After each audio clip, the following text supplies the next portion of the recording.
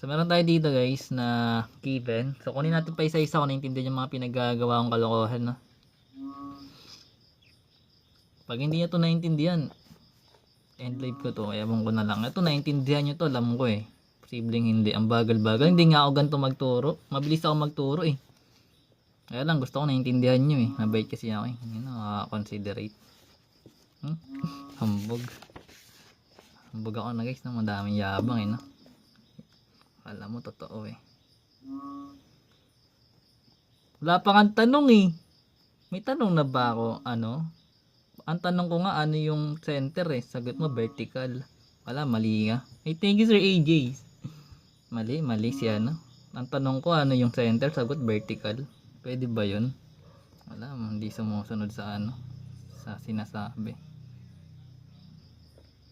Wala to guys. Joke. Anyways, so isa-isay natin, no? So syempre kunin natin yung center muna. Lagi natin unahin yung center. Kasi siya yung gitna. Ganun ba yan? Hindi, kahit ano unahin mo dyan. Pero pwede ito. So ano yung magiging center natin? So yung given natin is x minus 1 squared over 16 plus y minus 3 squared over 25 equals 1. And we need to get the center of this ellipse. O, comment yun na dyan. Dalian nyo naman. So magkakaroon tayo ng 1, 3. That's correct. Very good. May 1 point ka na. Titig method na lang yun eh. Kapag minus, magiging plus. Minus, magiging plus. That's yun. Meron tayong orientation. Ano yung magiging orientation? Pag orientation, ng major axis yan ha. It's either horizontal or vertical. So sabi mo kanina, vertical. O, ba't galit ka? The joke. Sa vertical yan. Ang galit. Turo na nga eh. Turuan ka na, nagagalit ka pa. So vertical kasi nga sa orientation natin makikita yung A greater than B. And alam naman natin guys, yung mas malaki yung 25 kaysa sa 16. And kung yung ito yung mag-serve ng orientation mo at yung 25 is under ng y squared, ibig sabihin yung orientation niya is vertical.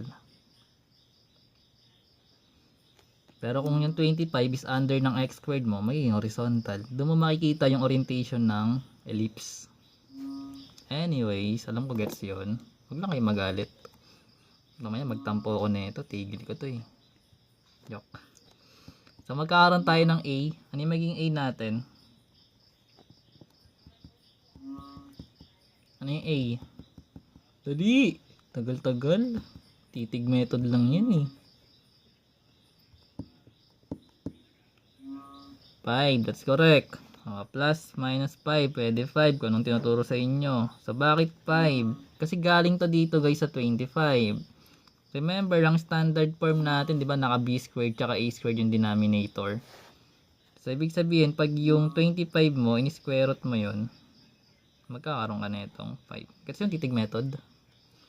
Then itong 6b natin, magiging dali. Sabi ng palaka oh. Tagal nyo daw. Magiging 4. Yeah, gets yun. So ngayon, meron tayong A tsaka B, center tsaka orientation ng graph. Kunin natin yung C. Ano yung magiging C natin? 3. 3 ba? 3, 4, 5 ulit. Sige. So galing naman to guys sa c squared equals a squared minus b squared para makuha mo yung foci. So magkakaroon tayo ng c squared equals yung 25 minus 16. A squared to eh, to b squared. Kung gusto mo, pwede mo siyang kunin as 5 tapos 4, then squared mo siya. Then pahirapan mo sarili mo, pwede yun. Pero pwede mo naman i-directa. So 25 minus 16 is 9. Then square root lang natin yung both sides. So makakuha natin to as 3. Gets yun na? So kung meron ka na netong 5, hindi pwede mo na yun i-graph. So, ngayon, dahil alam natin na vertical yung graph, then meron tayong center na 1, 3. Saan mo ito makikita ang quadrant? Anong quadrant mo ito makikita? Yung center. Sa quadrant 1, that's correct. Kasi parehas positive. So, ngayon, lagay natin dito yung graph.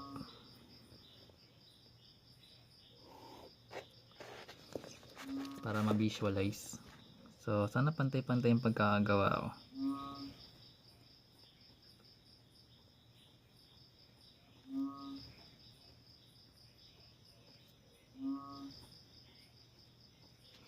Yan. So, lagay natin yung center, which is 1, 3 sa quadrant 1. So, 3 units muna sa left, sa right, tas 1 unit upward. Ay, ilan yun? Baliktad pala. So, 1 unit sa left, then 3 units upward. So, 1, then 1, 2, 3. Dito natin makikita yung center. Then, meron tayong A na 5. Remember guys, yung orientation natin is vertical. Ibig sabihin, etong A is ilalagay mo to 5 units upward tsaka downward. Kasi vertical yung orientation natin eh. Ibig sabihin, yung vertices natin is makikita mo vertically. So, bilangin natin galing dito. So, 1, 2, 3, 4, 5. So, dito natin makikita yung vertex 1. Magkapantay dapat to ha. Then, galing naman dito, lalagay natin yung vertex 2. 5 units downward. So, 1, 2, 3, 4, 5. Dito natin makikita yung vertex 2 natin. Then, meron tayong co-vertices. Yung bin natin is 4. So, galing sa center, 4 units naman, left and right. So, 1, 2, 3, 4. Pantay mo doon. Dito mo yun makikita. Then, ito yung center. Nakapantay yun dito. So, dito ka mag-start magbilang. So, 1, 2, 3, 4. Dito yun. Align mo lang doon. Nakaduduling ako ah. Basta dito yan. Basta, nakakaduling. 3, 4 yan, tama. Tapos, meron tayong co-vertex 1. Tsaka co-vertex 2. Then, yung foci naman na 3 units. Remember, ang foci is naka-align lagi ito sa vertices. So, kung yung vertices mo is naka-vertical, ibig sabihin, dito mo ilalagay yung F. So, galing dito 4 units. 3 I mean. So, 1, 2, 3. Nandito yon. Tapos, 1, 2, 3. Dito yon.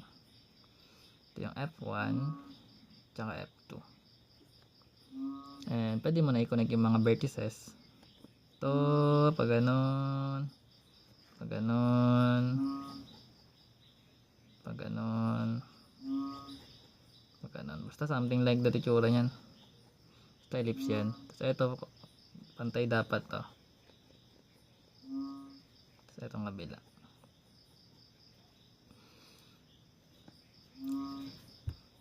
Pinapa-end mo na ako. Hindi, joke. Ako rin natin endpoints muna. Hindi pa nga tapos eh. Dalas na ako nagla-live dito. Kaya lang, minsan kasi natatagalan ako sa YouTube eh. Pag may nagpapaturo kasi doon. Pag wala nagpapaturo doon, pag 9, nag-ano na ako dito. Pero pag may nagpapaturo kasi minsan tumatagal. Anyways, meron tayo ditong endpoints. Kunin natin yung endpoints sa vertices. Saan gagalaw yung graph natin? Yung ano natin, tama, yung center sa H or sa K. Di ba meron tayong center na HK? Sasabihin natin gagalaw pag horizontal sa H, then vertical sa K. So saan gagalaw yung sa K? That's correct. Bakit sa K? Kasi nga yung graph natin, yung vertices nasa vertical. Di ba kasi nag-graph na natin eh. Alam naman natin yun eh. Kumbaga, galing sa orientation, yung A mo, kung vertical siya, sa K siya gagalaw. Kapag horizontal naman, di sa H. O, ibig sabihin, doon tayo magka plus minus. So, kung meron tayong H, copy mo lang yun, di ba? Ang center, HK siya. O, pwede mo yan idirekta, ilagay. O, kung gusto mo, lagyan mo ulit siya ng H, tas plus minus kung ano man. Pero direkta na natin, basta alam na naman natin na gagalaw yung K natin, di ba? Kasi vertical nga eh. So, meron tayong H. So, hindi siya gagalaw. So, copy mo lang yung 1.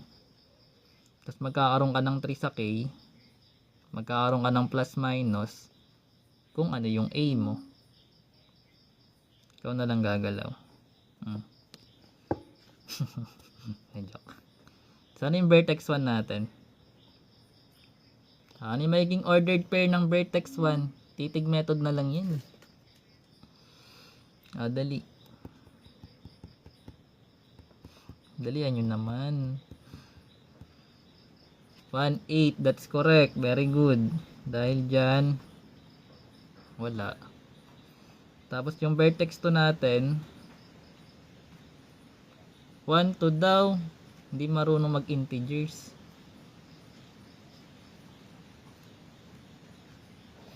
So, 1, negative 2. 3 minus 5 to ba? Balik kayo sa grade 7.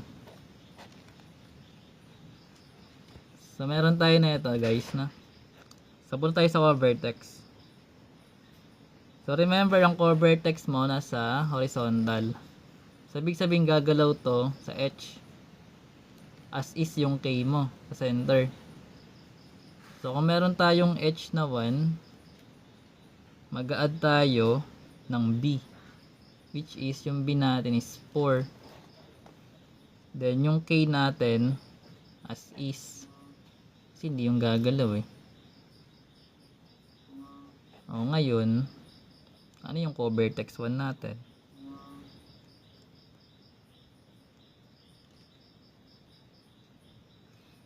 Tagal?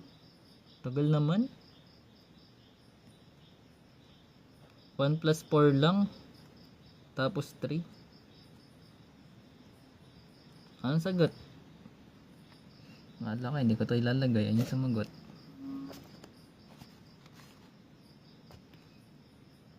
Secret. Adi wag na.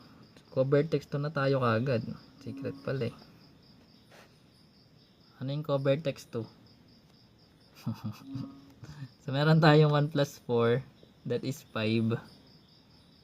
Tapos meron tayong 3. Sa co-vertex 1. Then yung co-vertex 2 naman is 1 minus 4. That is negative 3. Tsaka 3. And para sa focus, sa foci natin. So, di ba ang focus naka-align siya sa vertices? So, ibig sabihin kung yung vertex mo is naka-horizontal siya, naka-vertical siya gumagalaw, ibig sabihin, ganun din yung focus. Yung foci natin.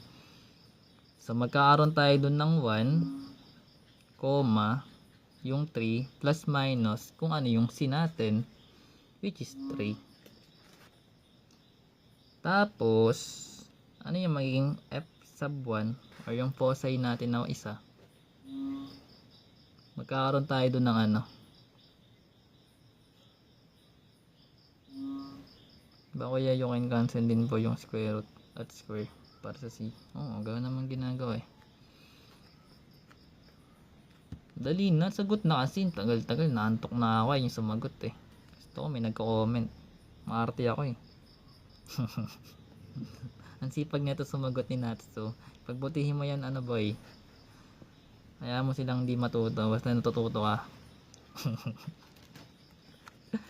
So, meron tayong 3 plus 3, that is 6. Very good.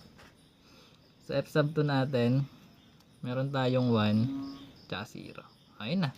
Pag tinrace mo siya dito, dapat tama. Lakayan natin, baka bulag kayo eh. So, meron tayong vertex 1 na 1, 8. At yung vertex 1 natin, bilangin natin, no? Sa that, marunong tayo magbilang. So, 1 sa right. Then, upward 8. So, 1, 2, 3, 4, 5, 6, 7, 8. Ibig sabihin, tama. Yung vertex 2 natin, 1, negative 2. Okay, thank you sa gift. No? Sana worth it yung pag-send mo. Worth it yan ako pa. So, galing sa center, meron tayong 1 tsaka negative 2. So, 1 sa right, 2 units pababa. Ito yung vertex 2 mo. Then yung co-vertex, meron tayong 5 tsaka 3. So, 5 units galing sa center. So, 1, 2, 3, 4, 5. Then, 3 units upward. 1, 2, 3. Ito yun. Nakikita. Then, negative 3, 3. So, 1, 2, 3. 1, 2, 3. Ito yun. Foci. 1, 6. 1. 1, 2, 3, 4, 5, 6. Dito yun. Hindi nakatama. O, tama natin. Mamaya sabihin hindi tumama eh. Tapos meron tayong 1, 0. So, 1. Hindi yung gagalaw. O, dyan. O, yun. Ganyan siya ginagawa. Hindi yan mahirap. Basic. Pag di mo ito naintindihan, marami ako niyan sa YT.